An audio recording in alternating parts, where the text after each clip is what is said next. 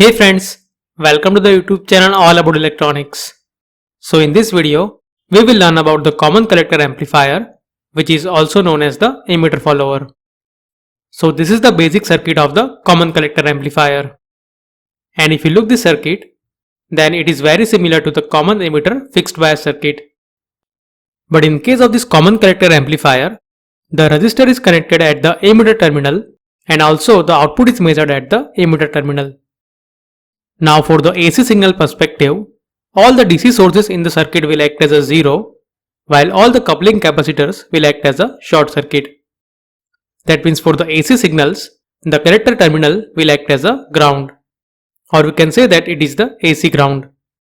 So here, the input signal is applied between the base and the ground, or effectively between the base and the collector terminal. Similarly, the output is measured between the emitter and the ground, or effectively between the emitter and the collector terminal. That means here the collector terminal is common between the input and the output side, and hence this configuration is known as the common collector amplifier. Now as I said, this common collector amplifier is also known as the emitter follower, because here the output at this emitter terminal follows the input signal. Now for the DC signal perspective, the emitter terminal will be 0.7 volt less than the base voltage, but the AC output signal will be approximately equal to the input signal, and in fact it will be slightly less than the input signal. So let us understand this thing intuitively. So let's say the input signal is applied at the base terminal, and because of that we are getting some output at this emitter terminal. So at the base terminal there will be some biasing voltage VB, and on top of this the input signal will be applied.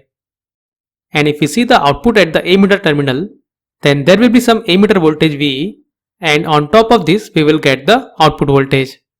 And definitely this voltage VE will be 0.7 volt less than the base voltage.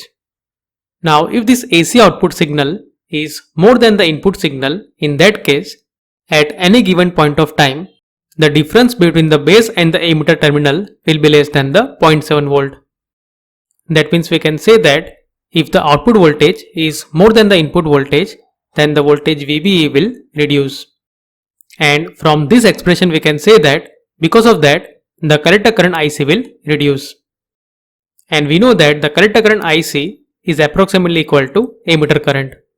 So because of that the emitter current will reduce, and effectively because of that the output voltage will reduce. So we can say that because of that the output voltage cannot be more than the input voltage. That means in this emitter follower configuration, the voltage gain is always less than 1. Alright, then the question arises, what is the use of this emitter follower or this common collector amplifier when its gain is less than 1? Well, the emitter follower can be used as a buffer because it provides the high input impedance as well as the low output impedance. So let us find out the expressions of this voltage gain, the input impedance and the output impedance of this emitter follower. And for that, let us do the small signal analysis of this given circuit. So for the small signal analysis, we will follow the same procedure.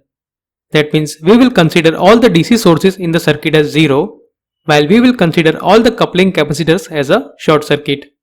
And then after, we will replace the BJT by the small signal model. Now if you see over here, this emitter resistor is connected between the emitter and the ground terminal. So in the AC equivalent circuit, it can be shown like this. And here, the output is also taken at the emitter terminal.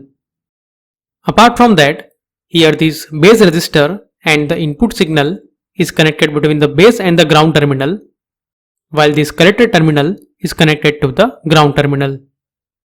So this is the AC equivalent circuit of the emitter follower. So now, first of all let us find out the voltage gain. So here, this current is the base current, while this current is the collector current, and the current which is flowing through the emitter resistor is equal to the emitter current. So from this we can say that this output voltage Vout is equal to IE times RE, that is equal to IB plus IC times RE.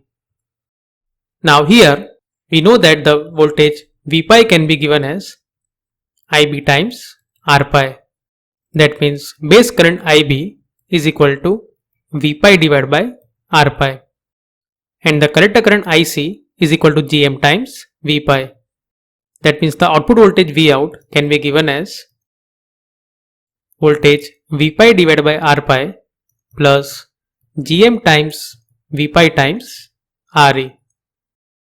That means voltage V out is equal to V pi times 1 divided by R pi plus GM times RE. Now we know that the R pi is equal to beta divided by GM, right? That means 1 divided by R pi is equal to GM divided by beta, and this term is much less than GM.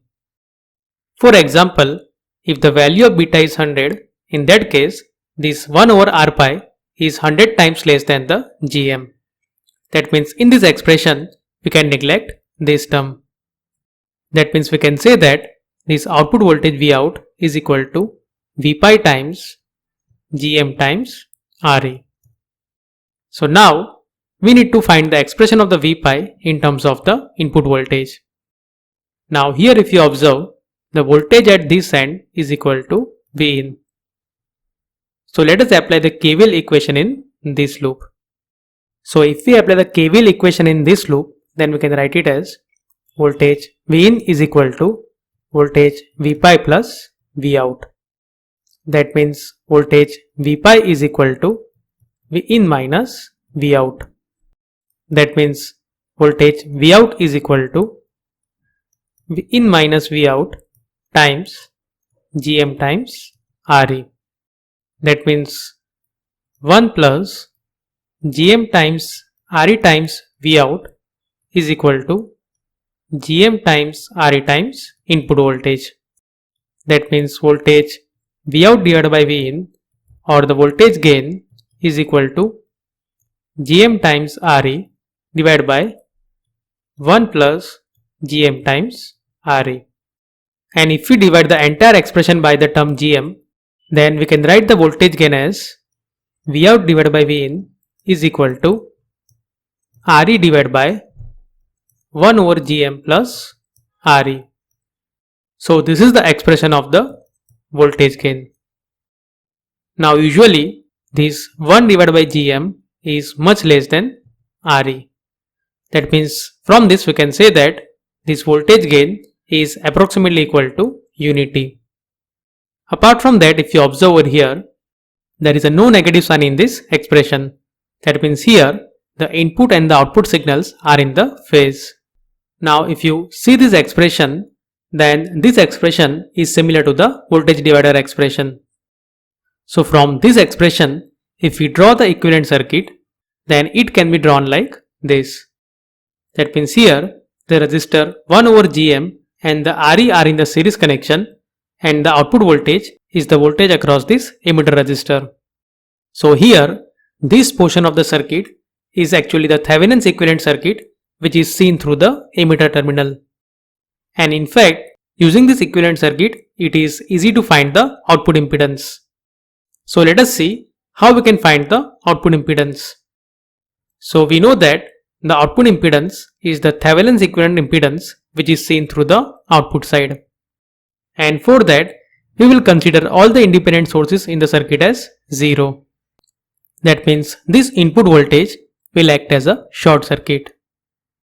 So now this output impedance is the parallel combination of 1 divided by GM and the RE. So this is the easiest way to find the output impedance. And of course, conventionally, if we find the output impedance from this AC equivalent circuit, then also we will get the same result. So for the sake of completeness, let me also show you how to find the output impedance from this equivalent circuit. So for finding the output impedance, we will consider all the independent sources in the circuit as 0. That means we will consider this input voltage V in as the short circuit. And because of that, this base resistor RB will also get short circuited. So now if we see the equivalent circuit, then it will look like this. So for finding the output impedance, let us apply the test voltage Vt and let us find the test current It. And the ratio of this voltage Vt and the It will gives us the output impedance. And to find that, let us apply the KCL equation at this node. So if we apply the KCL equation, then we can write this current It plus Ic is equal to voltage Vt divided by Re, that is this current, plus voltage Vt divided by R pi, that is this current. That means we can say that current It plus Gm times V pi is equal to voltage Vt divided by Re plus voltage Vt divided by R pi. Now here, if we draw this resistor over here, then you can see that here this voltage V pi is equal to minus Vt. That means from this expression we can write it as current It minus Gm times Vt is equal to Vt divided by Re plus Vt divided by R pi. So if we bring this term on the right hand side, then we can write this expression as current It is equal to Vt times 1 divided by Re plus 1 divided by R pi plus Gm. Or we can say that It divided by Vt is equal to 1 divided by Re plus 1 divided by R pi plus Gm. Now as we have discussed earlier, this term 1 divided by R pi is much less than Gm. That means we can neglect this term. That means It divided by Vt, that is 1 over output impedance, is equal to 1 divided by Re plus 1 divided by Gm. That means here this output impedance is the parallel combination of Re and the 1 over Gm. So in this way, we can also find the output impedance from this conventional method. So now let us find out the input impedance.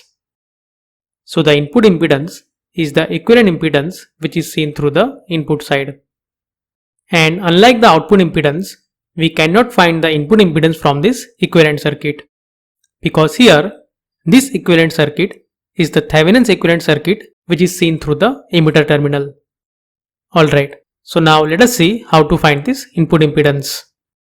So to find the input impedance, first of all let us find the impedance which is seen through this base resistor.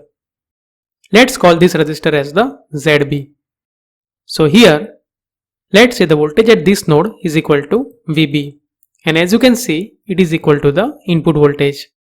And here, the current which is flowing through this base terminal is equal to IB. So the ratio of this voltage VB and the IB will gives us the ZB. And to find this ZB, let us apply the KVL equation in this loop. That means here, this voltage VB is equal to voltage V pi plus VE. That means voltage VB is equal to IB times R pi plus beta plus 1 times IB times RE. Because we know that this emitter current is equal to beta plus 1 times IB, right? So from this we can say that this voltage VB divided by RB, or the ZB, is equal to R pi plus beta plus 1 times Re. That means now the circuit which is on the right hand side of this resistor RB can be represented by this impedance ZB. So if we see the equivalent circuit, then it will look like this. That means now the equivalent impedance which is seen through the input side, that is this impedance, is the parallel combination of RB and the ZB. That means this input impedance is equal to RB parallel ZB. So in this way, we can find the expression of the input impedance. So these are the expressions of the input impedance, the output impedance, and the voltage gain for this emitter follower. Now so far in our discussion, we have assumed that the output resistance of this transistor was infinite. But if there is a finite output resistance, then these expressions will get modified. That means instead of the emitter resistor, there will be a parallel combination of Re and the R0. Now although the voltage gain of this emitter follower is close to unity, but it provides the high input impedance as well as the low output impedance. That means this circuit can be used as a buffer circuit. And to understand it better, let us take one example. So here we have been given one common emitter amplifier and we have been given that its voltage gain is 20 when there is a no load connected to it. So in the first case, we have been asked to find the voltage gain of the circuit when we connect a 8 ohm speaker at the output. While in the second case, this emitter follower, which is biased at the 5 mA, is connected between the amplifier and the speaker. And in that case, we have been asked to find the voltage gain. So first of all, let us find the voltage gain when the 8 ohm resistor is connected to the amplifier. That means here, this load resistor RL is equal to 8 ohm. Now we know that for the common emitter amplifier, the voltage gain can be given as minus Gm times RC parallel RL. So here RC is equal to 1 kilo ohm while the RL is equal to 8 ohm. That means the RC parallel RL will be approximately equal to 8 ohm. Now here we have been given that the voltage gain of this amplifier is 20 when there is a no load connected to it. That means without the load, the voltage gain can be given as Gm times RC. That means Gm is equal to 20 divided by 1000. So let us put this value of Gm in this expression and let us find the voltage gain when there is a 8 ohm load connected to this amplifier circuit. That means the voltage gain AV is equal to minus 20 divided by 1000 times 1 kilo ohm in parallel with 8 ohm. That is equal to minus 0.159. So as you can see, there is a drastic reduction in the voltage gain. And instead of amplifying the signal, it is actually attenuating it. So now in the second case, let us see what happens when we connect the emitter follower between the amplifier and the speaker. And in that case, let us find out the voltage gain. So in the second case, the overall circuit would look like this. So as you can see, here this emitter follower is connected between the amplifier and the speaker. And here this emitter follower is biased at the 5 mA using this ideal current source. So here let's say the voltage at this node is equal to Vx. So here to find the overall voltage gain, first of all we will find the ratio of Vx and the Vin, and then after we will find the ratio of the Vo and the Vx. And by multiplying these two terms, we can find the overall voltage gain. So here to find the ratio of Vx and the Vin, first of all we need to find the input impedance of this stage. So let's call this input impedance as the Zin2. Now for the emitter follower, we know that the input impedance is of the form R pi plus beta plus 1 times Re, right? But here instead of the emitter resistor there is a current source. And for the AC signal, this current source will act as an open circuit. Apart from that, here this coupling capacitor will also act as a short circuit. That means here between the emitter and the ground terminal there is a load of 8 ohm. That means in this case the expression of the input impedance can be given as R pi 2 plus beta plus 1 times RSP, where RSP is the impedance of the speaker. Now here we have been already given the value of beta as well as the RSP. So here the beta is 100 while the impedance of the speaker is equal to 8 ohm. So the only thing which we need to find is the R pi 2.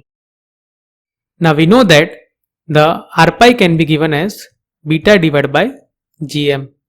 So in this case, this R pi 2 will be equal to beta divided by Gm2. That is equal to beta times Vt divided by Ic.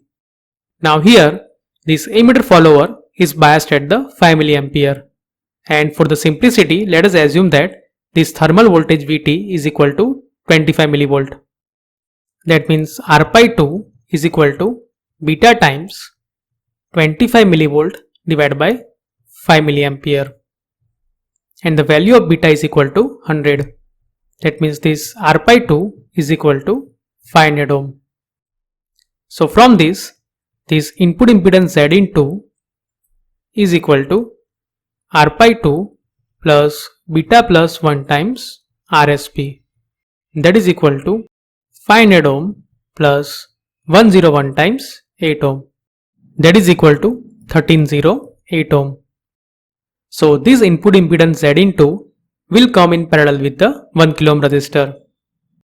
That means voltage Vx divided by Vin can be given as minus Gm times RC parallel Z in 2.